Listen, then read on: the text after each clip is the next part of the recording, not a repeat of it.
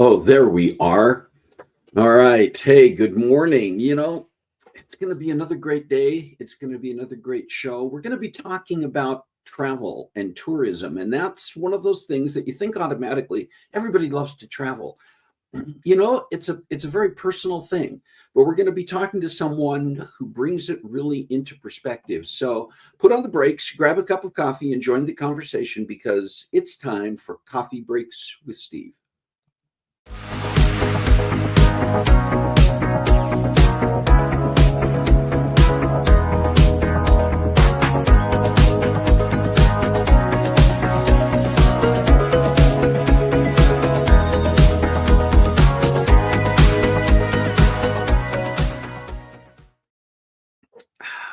Well, welcome to Coffee Breaks with Steve. I'm Steve Glavin, and this is the show where we come together around our virtual coffee table each week and join the conversation to chat about interesting topics with amazing guests. If you're joining us for the first time today, welcome. And if you've been with us before, welcome back. All right, listen, we're going to try to keep this moving. I don't know why, but after this, we're kind of replaying or retrying the episode that we were scheduled to do a couple of weeks ago, and we had technical difficulties and already dealt with a couple of minor technical difficulties this morning. So I'm holding my breath. You can hold it with me. We got backup plans in place if something goes wrong when we get to our conversation, but we're hoping everything's going to go smoothly there. And just going to take a chance on seeing, we're doing some things manually today that we normally do automatically. So, hey, what can I tell you? And just want to say hello to a few people who are out there. Carissa, here, but my computer's being slow. Won't let me get into StreamYard. Carissa, no worries about it. StreamYard is kind of being its own creature today. So we're gonna try to make sure that we get everything going the way it's supposed to. But I got no guarantees today about how things are going to run. We'll see. Shalane is here. Seen this open on two devices since the sound is not. I have this open on two devices. That's okay. I have it open on one device, and I'm hoping that my sound and everything else is working here. There we are. Yeah, never apologize for being here. I don't apologize for being here. I'm a little bit, I'll be honest, I'm a little bit nervous about this just because we had the issue a couple of weeks ago and got a little bit of a late start today. Carol is here. Good morning. Hi. Good morning, everyone from Rick. Hiya from Kathy Garlic. That's good. Lack punctuation. Carissa, sometimes on Saturdays I lack punctuation too. Jerry Thompson, here we are. Yeah, weird. It's being about, yeah. Denise Garcia. Hey, Denise from Pleasanton is here. Hi, Denise. Good to have you here.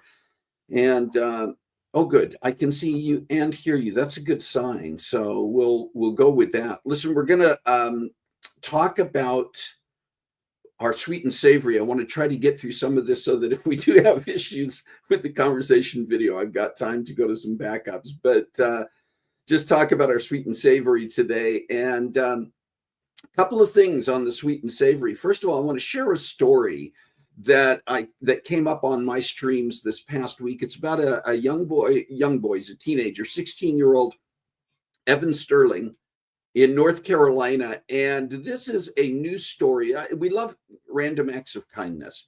And this is a news story out of North Carolina, news station WITN. They get credit for this. This is their story, and you'll see their logo on the screen. I just want to share a little bit of this random act of kindness toward the 16-year-old boy.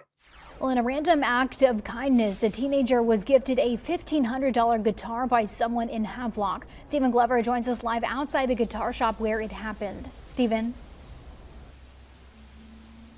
Yeah, Courtney, after being gifted the guitar, Evan Sterling says he wants to do the same for someone else. The 16-year-old began learning guitar just 5 months ago and already has a knack at playing his favorite bands and artists like Jimi Hendrix, Led Zeppelin, and the Blue Oyster Cult.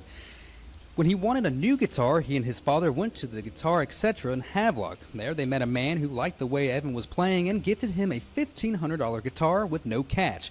It left him and his father speechless. There's got to be a catch. There's something here that I'm not seeing. And it took a few minutes for both of us, Evan and I, to look at each other and like let it sink in. Like, he's serious. What? Evan says after a few minutes of speaking with the owner of the store, they found out that the mystery man is known for this kind of act of kindness and has done it before. And the guitar that Evan was gifted is a Fender Telecaster. Reporting live in Havelock, Stephen Glover, WITN News. And clearly he is very talented. All right, thank you, Stephen. Now, Evan says he plans on continuing his guitar journey and hopes to join a band one day. So best of luck to him. Cool story, right? I mean, I love the situations where somebody just anonymously wants to do something. And the fact that it sounds like this gentleman has done this type of thing before and does this to try to just help particularly young people perhaps to pursue their artistic and musical talents, something that I take very seriously. Yeah, that was a cool story. Your comments on that are welcome. And do please make sure that you are saying hi, letting us know that you're here and adding your comments to the chat. Hey, we have to call this one out. This was just news that came out yesterday. The great Loretta Swett, actress who played Margaret Hot Lips Houlihan on MASH for so many seasons and was such an iconic character and starred in a number of other in movies and on stage, passed away yesterday. And just a shout out and a recognition of that great talent. And rest in peace, Loretta Swett. I think there are only 2 or 3 members of people who were like regulars on MASH who are still with us. Alan Alda is still alive, Gary Berghoff, and I'm trying to remember if Jamie Farr, who played Klinger, is Jamie Farr still alive? Somebody might look that up and let me know. I can't remember. But yeah, that's that one was another one of those passings that kind of hits the heart, doesn't it? Hey, we got a couple of things we want to celebrate today. We've got a birthday. Kirsten Harris is celebrating her birthday tomorrow. And so we want to wish Kirsten a happy birthday, June 1st birthday. Happy birthday to Kirsten. And that was the only birthday that I had, but we had a little bit of a family graduation. And congratulations to Jameson, my grandson, who graduated this past week from 8th grade graduation. And, you know, we sometimes think of those, the preschool graduations, kindergarten graduation, and even 8th grade. Kind of go, it doesn't really matter that much till you get to high school and college. But I'll tell you, going back to when my grandsons were little and we went to their like preschool and kindergarten graduations, and these little guys come out they play Pomp and Circumstance on the PA, you know, from a recording, and they're coming out in their little caps and gowns. And I remember the first one I went to, which was our grandson Remy's. And I got very emotional. I thought, oh, this is going to be cute. And then they all started marching out. And I got emotional because it was one of those things where in my mind, my mind jumped forward like 14 years to when he would be graduating from high school. And we do celebrate with our kids and our grandkids when these milestones come along. So congratulations to Jameson. Do you have a family member who's graduating right now this season, maybe graduated in the past week or so, or maybe the graduation is coming up? Go ahead and let us know that in the chat so that we can acknowledge that along with you and celebrate. As well as, do you have a special day this week that you would like to put in the chat? Maybe a birthday, an anniversary, something else that was a milestone or is a milestone that we missed. And we want to make sure you put that in there so that we can celebrate. If you have something coming up down the road, maybe it is in the month of June, maybe it is sometime later in the year, and you would like to make sure that we do get that on our calendar and can acknowledge and celebrate with you when the time comes, you can send us an email with that information at cbwsteve@comcast.net. You see the email address there on the screen, and we're more than happy to add you, your loved one, whatever that celebration or special event is, to our calendar and make sure that we do celebrate with you when the time comes. All right, trying to get back here to what we're supposed to be doing. I'm a little bit concerned. I'm looking at the setup for the video for our guest, and it doesn't look like it's going to start, but I could be wrong. So we're going to be prepared. I know I'm making excuses ahead of time. It's not for you. It's really for me. But we're going to be prepared to go with backup plans if that happens. So stand by and bear with us. We'll all keep our fingers crossed. Let me tell you about our guest. So the deja vu, because I went through this 2 weeks ago when our video would not start. Yeah, fingers crossed, toes, whatever you want to do. Let me tell you about our guest. Kassie Jones was born and raised in Melbourne, Australia. She graduated from La Trobe University with a degree in media studies and worked for several years as a journalist and editor with Errol Morgan Publications in Australia. She returned to university, completing a teaching degree before changing careers to become a tour manager and travel director.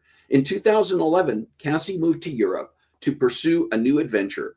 Her career has included working for Kontiki Holidays, the Travel Corporation, and Trafalgar Travel, and she's been leading guided trips across Europe for more than a decade. Kassie is passionate about storytelling, travel, and connecting people to new places and cultures. And now, here, hopefully, is a conversation with Kassie Jones. Well, Kassie, welcome to Coffee Breaks with Steve. Thank you for taking the time to be with us today from across the pond. You are in Portugal. I am, yes. I live here now, and I'm super excited to be part of it. Thanks for having me. Absolutely. Your accent doesn't sound Portuguese, Kassie. Can you share a little bit about where you're originally from and what your childhood and upbringing were like, especially where it relates to travel, which is your profession? Sure. I definitely don't have a Portuguese accent, and don't ask me to try because I'm still working on that. But I'm originally from Melbourne, Australia, and I guess my passion for travel started when I was really young. I mean, as a family, we kind of traveled domestically within Australia quite a bit. Like most Australian families, we went over to Bali because it's so close for us. It's a 4-5 hour flight to get over to Bali, and it's a lot cheaper than traveling within Australia as well. So most of us do that. But I remember from the time I was a kid, I was going into travel agents and collecting all the brochures of, tours and destinations. And I had a little box that I kept under my bed, and I would like dream about where I was going to go someday. But yeah, at that point, it was just a dream. I never expected that any of this would become my career at some point. So let's talk about that a little bit, because you went to university, you got advanced education, but you were not at that point thinking about travel and tourism as a profession. No, I never studied anything to do with tourism. And actually, it's kind of crazy because I've always loved travel and been so interested in experiencing, different cultures and countries. But I never set my sights on working in this industry. So when I first went to university, I actually studied media studies, and I majored in print journalism. So I was working at a small local government newspaper for around about 10 years back in Melbourne. And after a period of time, I started to think about what else I might be interested in, and an opportunity come up for me to go back and do a diploma of education, so to teach primary school children. I went back and I did that, and it was actually during the time that I was studying, I did a little trip to Vietnam. And I took that trip with Kontiki, who is a group tour company. They are a sister brand of Trafalgar, who I work for now. And it's for young people aged 18 to 35. I had made some plans actually to go to Europe with some friends, and they pulled the pin at the last minute, said they couldn't go because of work commitments and things. And I was like, well, I still want to go somewhere. So I looked at Kontiki, I did this trip in Vietnam, and we had a great time. And when I come back, I was sitting in a university lecture and looking at more trips, and it popped up that they were recruiting and looking for people to work. And I was like, well, I was just sitting here in this lecture, so I sent off my CV, not really thinking anything of it. I didn't think it would go any further than that, but I ended up getting an interview, which was in Sydney.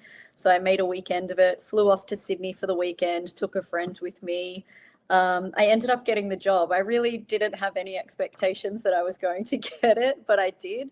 And I also had been offered a few teaching jobs at the same time. So I kind of had to sit down and decide what I wanted to do. And I think at the end of the day, I kind of thought teaching is something I can probably always come back to, whereas this would be a once in a lifetime opportunity. And I'd kind of wanted to travel and take a little break as well.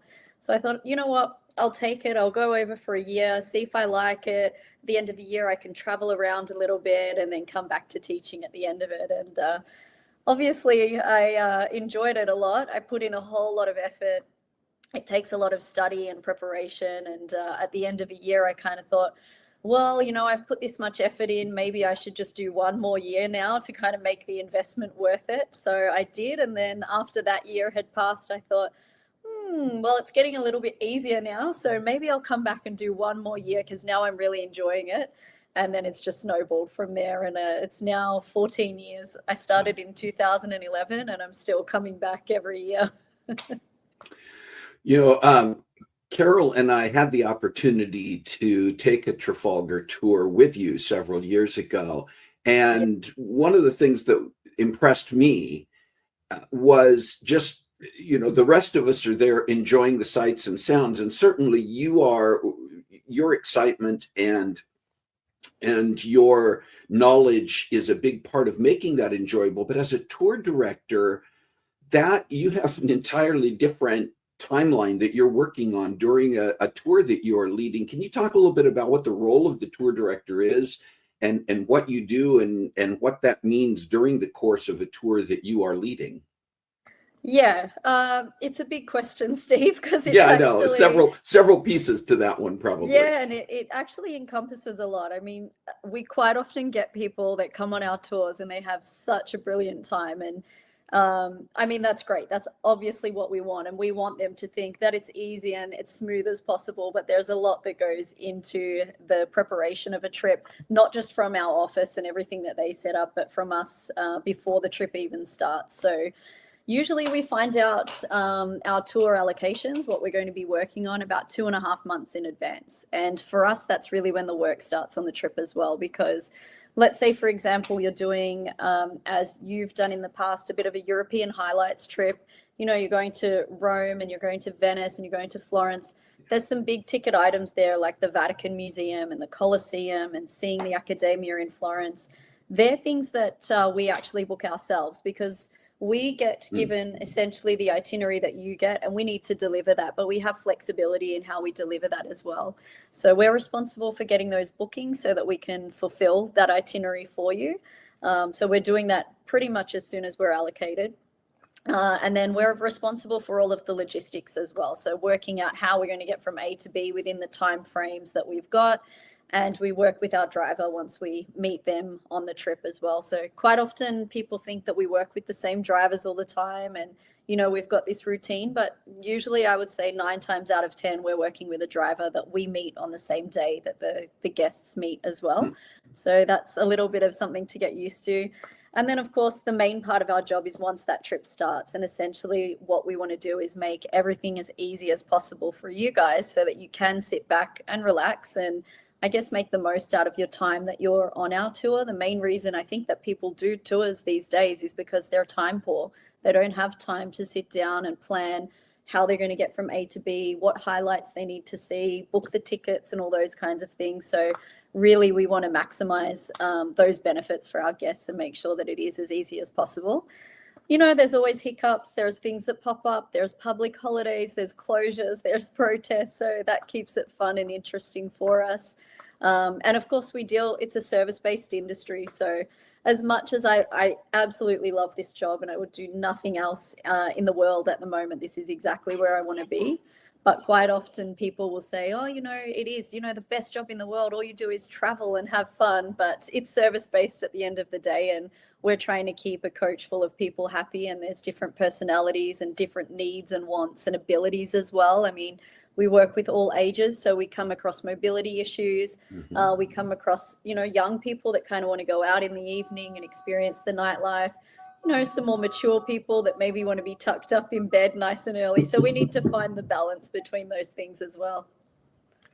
Yeah, and just to that, one of the things I'll just mention kind of as a plug for doing what you do, and we've gone on a few tours with Trafalgar, the company that you work for, and seen this consistently among the tour directors that have led our tours. If you pay any attention at all as a guest, you see that those hiccups do happen, and both the flexibility of the tour director in shuffling things around and juggling things on the fly because something came up. And the fact that I remember one evening in particular, we were enjoying a lovely dinner, I think on a floating restaurant, and the guests were all gathered around tables laughing and eating and drinking. And off to the side, several tables away, was Kassie on her computer doing things to make sure that everything was up to date and that everything was prepared for the following day. I also recall from our trip, we arrived in Vienna, and I remember that there had been some weird communication in our emails in the days leading up to the tour that seemed to be a little bit contradictory to what we'd been getting previously. And it turned out that another group had come in, international group had come into Vienna and messed up the hotel reservations. And you and your partners at Trafalgar had to make some adjustments at the last minute and on the fly and deal with some guests who were arriving a little bit peeved at some of the changes. I never saw your attitude waver.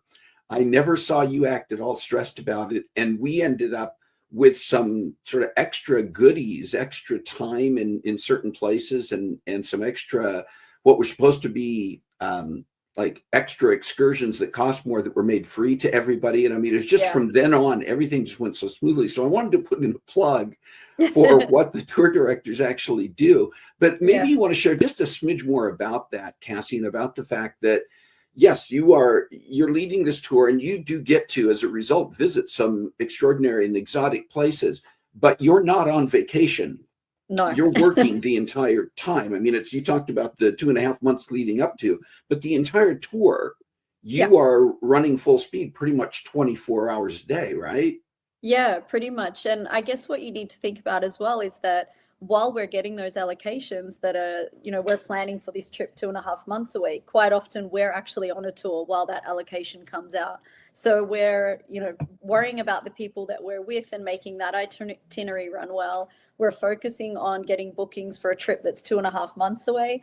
And depending on how busy the season is, we might also be wrapping up things from the last trip, writing reports and sending accounts and all those kinds of things. So there's definitely peaks and troughs. There's times where we're, flat out and you think, I'm drowning here. How am I going to pull myself out of it? But there's days that are amazing as well. We often find within a trip, I'm sure, a couple of days where we can meet up with a colleague for a flying visit that's in the same city as us, or sneak off to the new spot that we found on Instagram to go and check it out. And we do have some downtime as well, but for the most part, while we are on trip, and if it's a short trip as well, where things are moving really fast, for the most part, we are really kind of like, ducks trying to look swans, trying to look very elegant on the surface, like everything's cool and under control. Exactly. And the little feet are paddling underneath to make sure that it keeps going. Yeah. I'm sure that you have a lot of interesting stories that are sort of the highlight moments, but maybe also some of the crazy moments. Are there any craziest things that have happened on the tour, a story or two that you could share? There's a lot of crazy things that happen, it's life. We have a mix of people. On a full coach these days, we can have 50, 52 people. So it's a lot of personalities, different cultures, different nationalities, and like we said before, different age groups as well. So a lot of things happen, from illness to engagements to people finding each other that are from different countries, and they end up moving across the world and form relationships. And I remember from my Kentucky days, there's quite a few people that met on a Kentucky trip, different countries, different parts of the same country. They've since moved, got married, had children together. So, those things always blow my mind. I've stayed in touch with a lot of people on Facebook, and every now and then they pop up with, a wedding or a baby. And I'm like, oh my God, like it makes me feel so old that I was taking them around as kids on these trips, and now they have families and everything together. But we've had sicknesses. We've been on the road where things have happened. I mean, during COVID, that was one of the craziest times. Nobody expected any of that. But once we got back up and running, it remained to be a really crazy time for us as well. I mean, people having experiences. I remember many years ago, I was in Monaco with a group, and 2 boys didn't make the departure in the morning, and we were looking everywhere for them. And just as the coach was pulling out of the driveway, they came running in their tuxedos, and they had like their buttons open and their ties off.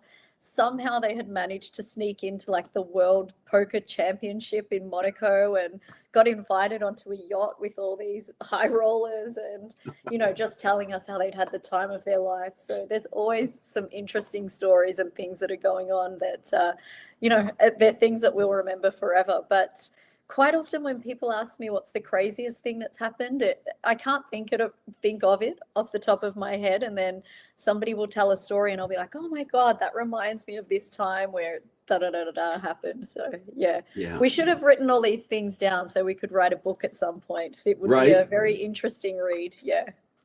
That's right. I doubt this happens very often, but have you had occasions where you've ended up with someone who was on a previous tour with you and it just by coincidence they end up on another tour with you at a later year? Yeah, very rare, as you know, it's very rare, but it's happened maybe 3 or 4 times. I've had a guest just pop up and randomly been on my trip again, and it's so nice when that happens as well. And quite often they've kind of looked at my travels and they contact me and ask me where I'm working, and they've booked a tour just on the chance that we would end up on the same coach again, and it's happened. So it's really lovely, but it's quite difficult to plan it because most people are looking at booking their trips 6 months, say, in advance. And for us, we find out 2.5 months before. So yeah, it's a little bit hard to coordinate, but sometimes fate brings us back together again, which is always really nice. Yeah. Personally and professionally, do you have any favorite places that you have traveled to that are places that you always look forward to going back to? Yeah, there's so many, and it's such a hard question as well. People always say, oh, what's your favorite city or your favorite country? And I think it's hard because you love, and I'm sure that you find it the same when people ask you, you love different cities for different reasons. But I think for me, when I'm having downtime, my favorite places are Croatia, Greece, and Austria. Yeah, all 3 of those places. I just feel so at home when I go back there, and you just get that feeling of familiarity, and it's the food and the people and everything that really draws it together. And so when you go there for work as well, you kind of have a pride in showing people those places as well because you love them so much. You really enjoy sharing those places with other people as well. Personally, also, I just went to Antarctica over the winter break for us. And I have to say, it's been a bucket list of mine for a long time. It was the 7th continent, so that was a big deal for me to make it there to tick that off. But I've never experienced anything like it, and it's just so difficult to explain. But all I can say is you have to go if you're in a position to be able to go. It's expensive, but it's worth every single cent. It's an amazing, amazing experience. So having ticked that off your bucket list, are there any places that are still on your bucket list, locations that you would say, someday I still want to get to? Yeah, so many. And you would think that the list gets shorter as you tick them off, but it just keeps getting longer and longer. At the top of my list at the moment would be Japan and Canada. I've still not been to Canada. So Japan and Canada are the top 2. I'm hoping to get to Japan either at the end of this year or early next year. And then I've got a couple of adventure things I still want to do as well. I'd love to do Everest Base Camp and Kilimanjaro. So who knows? They're on the list. What's your advice, Kassie, to people who you encounter who say, I still want to travel, but someday I'll do that. Maybe when I retire, maybe when this happens, maybe. Do you have any advice that you give to people who either say they want to travel someday or are reluctant to travel to other places because it's just outside of their comfort zone? Look, for people that are putting off travel, my advice is do it and do it now and do it while you can. Especially, we mentioned COVID before, and I think that was a huge wake-up call for us all that we never know what's around the corner and how quickly something can be taken away from us that we take for granted so easily. But also, I think while you're in the position to travel with your health as well, so many people wait their whole life to go and do these trips and have these experiences. And I have to say that, while they still come and they still have an amazing time and they love every minute of it, a lot of people wait all that time and they don't experience it to the full capacity that they could have if they'd done it a little bit earlier in their life. You have to think about Europe is an old place, and it's, the mobility and the access, it's not the same as in Australia or the States or Canada. There's loads of stairs, it's a lot of walking, and I think you just want to be in that position where you can enjoy it to its fullest potential and do it while you're in the best form that you could possibly be. I think that's great advice, and that's something that Carol and I learned. And, we talked about it for a number of years before we finally actually began. And it was one of those things where in fact, I spoke to a coworker who he and his partner traveled each year, found a new place to travel to. And when I talked about it, I said, Carol and I are always talking about doing this. He said, listen, he said the same thing. He said, don't put it off. He said, my parents always talked about how they were going to travel when they retired. And by the time they retired, their health was failing, and they never did. Yeah. They never did. And, we've seen that on some of the tours we've gone on, where there are some people who just, because of health issues, because of age issues, are not able to participate in some of the excursions and some of the activities to the fullest. And so we continue, our philosophy is we're going to keep going as long as we can keep going. And Kassie, let me just say this as well. We just want a special thank you to you for taking the time to be here, but also for being one of those people who has inspired us. When we had the opportunity to be on a tour with you several years ago, it was an amazing time. You're one of the people that has kind of set the gold standard for us in terms of what we look for in tour directors when we go. And so I want to thank you for that as well. But as you continue to travel and as you continue to inspire other people, just want to wish you the very best. And thank you for being here with us. Thank you. Thank you so very much, Steve. And all the best with your travels as well. I hope you keep on exploring the world. Absolutely.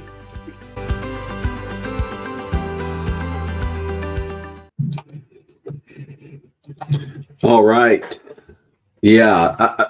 First of all, yes, you might have heard me stop holding my breath when that video actually started. I shouldn't be paranoid about it. I know Shalane is always telling me just go with the flow, and we do our very best to do that. But my thanks to the video for running, inanimate object, but still it had to move, and my special thanks to Kassie as well for taking that time to join us from Portugal. That didn't need to happen right there. Taking the time to join us from Portugal. Again, you think about the time differences and having to coordinate those things and making it happen in between a couple of her tours. But as she mentioned during that, even in between the tours, they're getting ready for the next one. And she was at that time getting ready for another tour. And so to take that time, and I think you caught from Kassie's personality just how calming and inspiring it is to travel with some of these tour directors who are so capable. There's a certain personality type that I think just works with that. I'm also putting in, not that we say that you have to go with a particular tour company, but Carol and I have traveled now, I think 3 times with Trafalgar Tours, which is the company Kassie works for. And I'm putting their website on there, not so much as a plug, but as a resource to see what kind of tours they offer. There are many other tour companies out there, certainly. Carol mentioned in the comments, we're getting ready this summer to take a trip to Europe that's going to, we're doing basically 3 different things on this trip. We're doing a Trafalgar tour up front. We're taking some time on our own for about a week in between, and then joining another Trafalgar tour that goes to other locations. And it's going to be several weeks that we're going to be gone all at the same time, doing this back to back. We'll see how much our age and our physical capability holds up for that. But the right walking shoes is critical. And even with the right walking shoes, man, you can feel it when you have been doing a lot of moving around. The nice thing is the coaches that these tour companies use, the transportation is extraordinary. They're very nice, comfortable buses, coaches. And Kassie mentioned the drivers, and I did think it was interesting that very often the tour directors, as much as they do, and as much as they may even go back and do tours of the same or similar places over the course of time, they are often meeting drivers for the first time and do not necessarily, just like getting guests on a tour again, They may meet up with a driver again, but there are quite a few drivers that are under contract to do this, and they get circulated around between the various tours that are going on at the same time as well. We found that the drivers are amazing. There were some streets, narrow streets in some of the older European countries, roads, country roads that were winding, and you think, oh my gosh, there's no way a bus can get up this road or get around this corner. And these drivers are just like, no big deal. And that, boy, talk about that along with the tour director, putting you at ease and allowing you to relax and simply enjoy what's going on around you, the scenery and everything else. The other thing is just that when you get with tour companies like Trafalgar, they take care of everything for you. So when you arrive, you check in with them, you have a special tag on your luggage that identifies you and identifies it as Trafalgar. And when you get to a new location and you're going to be checking into the hotel, your luggage just shows up in your room. You don't have to do anything. You don't have to basically touch, other than anything that you're carrying on with you, a backpack or a duffel. You don't have to touch your suitcase until you get into your room and you're unpacking for that night or the next couple of nights, however long you're going to be in that location. And then when you're getting ready to leave, your luggage gets put back on the bus for you, and you just have to have it ready to go. And a lot like being on a cruise, where they just take care of it for you. But we've found, again, we've only traveled on these tours with Trafalgar. We have yet to be disappointed, and we're doing it again this summer. So that's you could call it a plug. I'm just making a plug for what we've experienced. I will make a plug for Kassie Jones, though, and say that she was an amazing, amazing tour guide. If we accidentally ended up with her as our tour director again, I would not be at all disappointed. But anyway, I want to get on to sharing a little bit about what's coming up. And as we finish up today, just let you know what you're going to see in the next few weeks, assuming that Carissa's computer isn't too slow next week. This week, Carissa is our director, but she is also one of two guest hosts who joins us. She and Shalane will step in when I'm not available. And Carissa is slated to be our host next week. So we're going to, again, keep our fingers crossed about technical issues. As always, when you're doing live stream, it's like going back, I guess for me a little bit when we do this stuff, it's like going back to the early days of television, and where you never knew what was going to happen because everything was happening live. So Carissa, I don't know why I'm even talking about that other than it's just been fresh on my mind with these silly glitches. But Carissa's slated to be here next week, and we're still working out exactly what her topic and her guest is going to be, but we will be figuring that out and letting you know over the course of the week.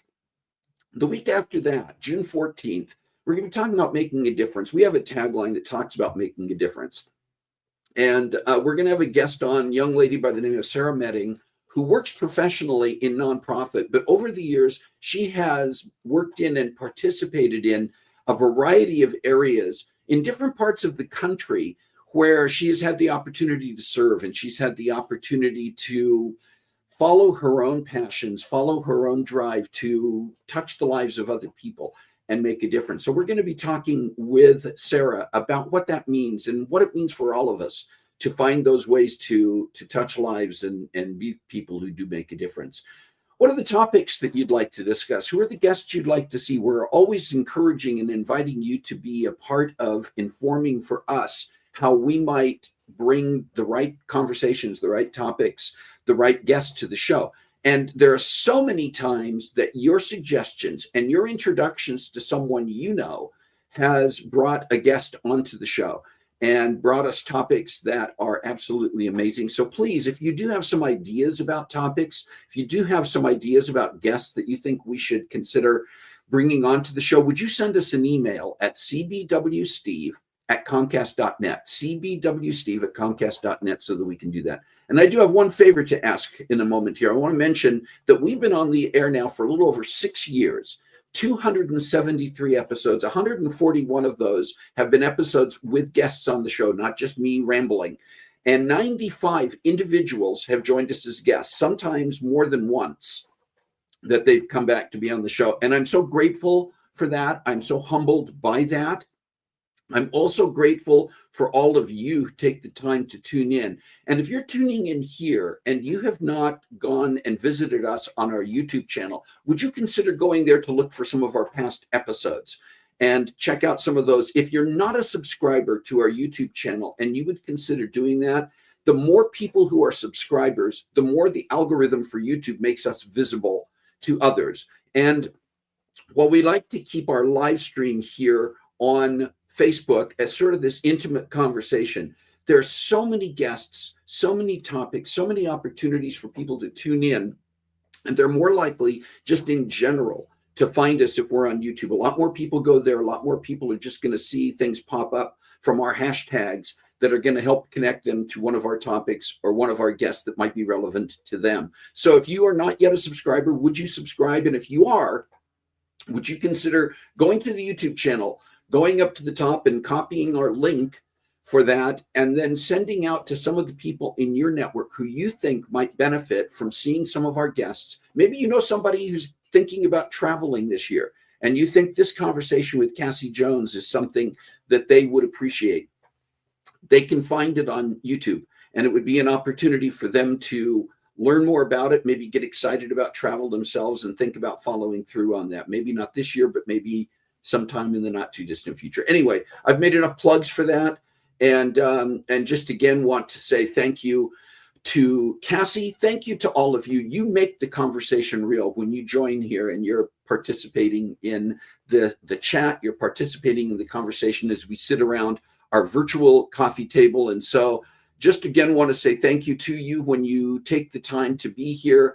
Then it's not just me talking into the void. You know, we've got an actual conversation going on, and I do appreciate that. So listen, as we've already talked about, as we're going to be talking about in the future, we all have passions. We all have things that we want to see a difference made in this world about. We all have people in our lives, people we can touch, people that our actions, our time, our commitment can do something that is truly beneficial. So please find a way to make a difference in your world this week. God bless you. Have a great week. We'll see you next time on Coffee Breaks with Steve.